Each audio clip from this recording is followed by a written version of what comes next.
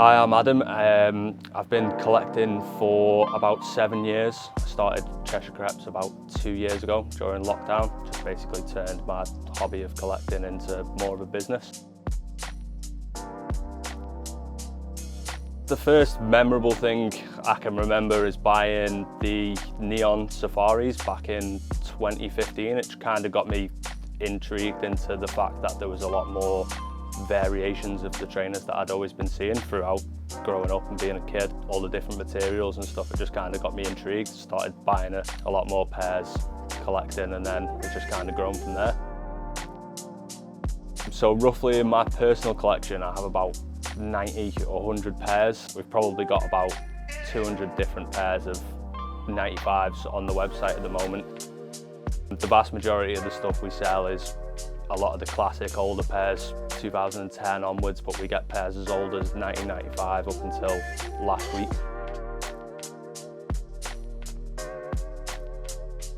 The Air Max 95s in general have just been probably my favourite silhouette for as long as I can remember, to be honest. I just like the way, the nice sturdy feel to them. There's such a variety with collaborations, colourways. They just work really well, especially the original gradient colourways were kind of what got me into collecting more of the exclusive pairs over the years.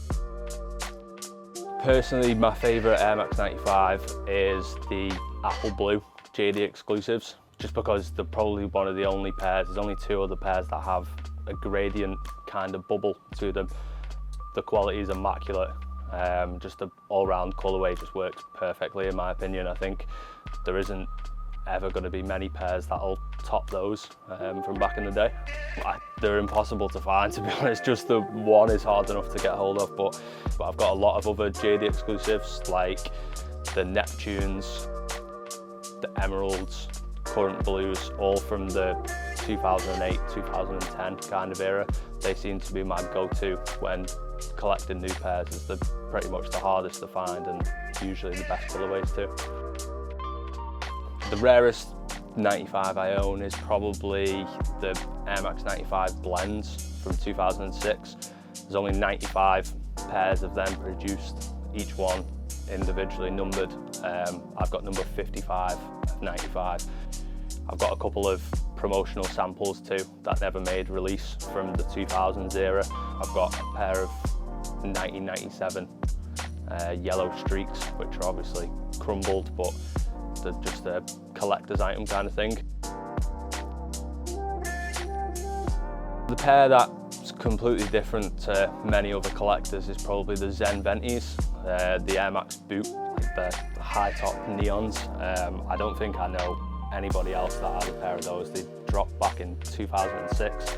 They're just incredibly rare. I've never seen anybody else with another pair of those.